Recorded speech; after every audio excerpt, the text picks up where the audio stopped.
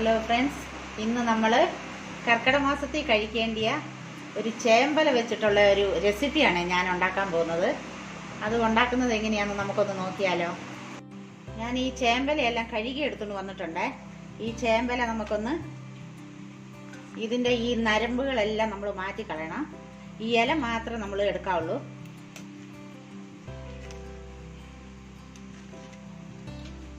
ഈ നരമ്പൊന്നും എടുക്കല്ലേ, ഇതിൻ്റെ ചേമ്പിൻ്റെ ഈ നരമ്പെടുത്താൽ നമുക്കത് ചൊറിയും.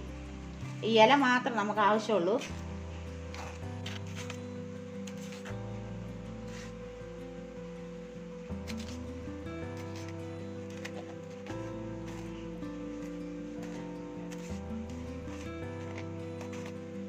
ഈ ഇലയെല്ലാം കീറി എടുത്തിട്ടുണ്ട്.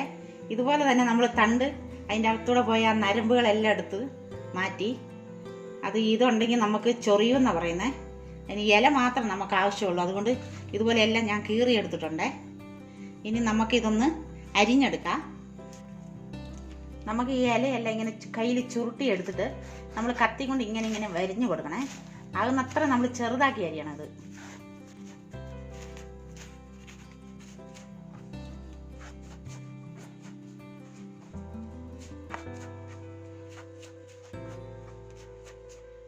അങ്ങനെ നമ്മുടെ ചേമ്പിൻ്റെ ഇല ഇവിടെ അരിഞ്ഞെടുത്തിട്ടുണ്ട്.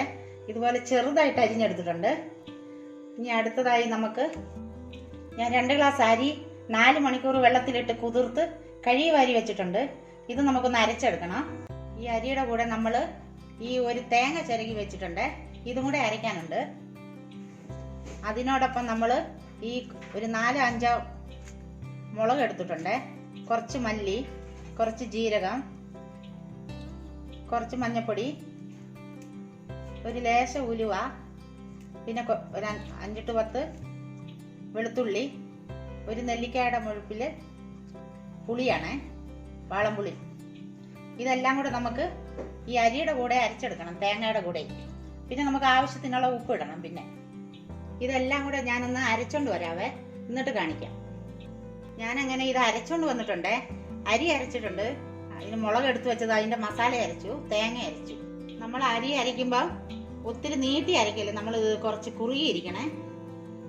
ദോശയുടെ മാവ് പോലെ ആകല്ലേ, ഇതുപോലെ കുറച്ച് കുറുകിയിരിക്കണം. നമുക്ക് ഇതിലേക്ക് ചേമ്പിൻ്റെ ഇല അരിഞ്ഞു വെച്ചത് ഇതിലേക്ക് ചേർക്കാം. നമ്മളിത് അരച്ചപ്പോൾ ഇതിന് ആവശ്യത്തിന് ഉപ്പ് ഞാൻ എടുത്തിട്ടുണ്ടായിരുന്നു. ഉപ്പും കൂടെ കൂടിയാണ് അരച്ചത്. ഇനി നമുക്കിതെല്ലാം കൂടെ ഒന്ന് മിക്സാക്കാം.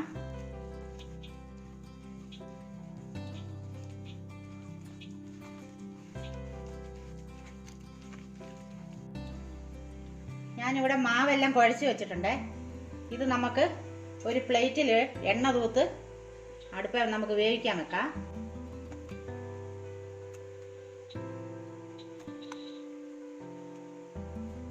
നമുക്കിത് ഇഡ്ഡലിക്കലത്തിൽ വെച്ച് വേവിച്ചെടുക്കാവേ.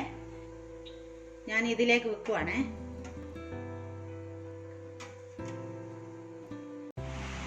അങ്ങനെ നമ്മുടെ ചേമ്പലയുടെ അപ്പം ഇവിടെ റെഡി ആയിട്ടുണ്ട്. ഇത് നന്നായി ആറിയിട്ടുണ്ട്.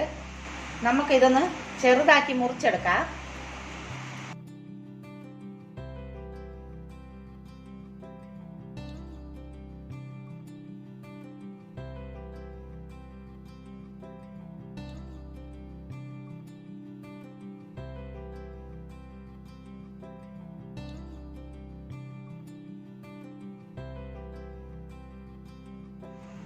ഞാനിത് ചെറുതായിട്ട് ഞുറുക്കി വെച്ചിട്ടുണ്ട്. ഞാനൊരു പാത്രം ഗ്യാസ് കത്തിച്ച് അടുപ്പ വെച്ചിട്ടുണ്ട്. ഇതിലേക്ക് ഞാൻ 1 സ്പൂൺ നെയ്യ് ഇടുവാണേ. കുറച്ച് വെളിച്ചെണ്ണ ഒഴിക്കുവാണേ അതിൻ്റെ കൂടെ. ഇതിലേക്ക് കുറച്ച് കടുക് ഇടാം.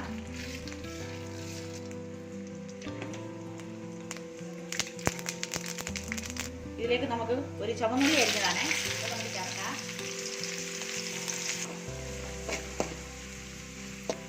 ഇതിലേക്ക് നമുക്ക് 2 തണ്ട് കരിയാപ്പില ഇടാം.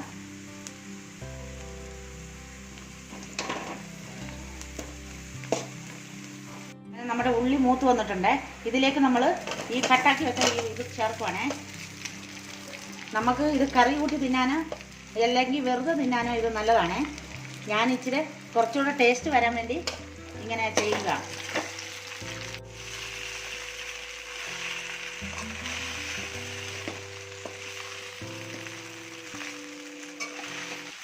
അങ്ങനെ നമ്മുടെ ചേമ്പിൻ്റെ ഇലയപ്പം ഇവിടെ റെഡി ആയിട്ടുണ്ട്.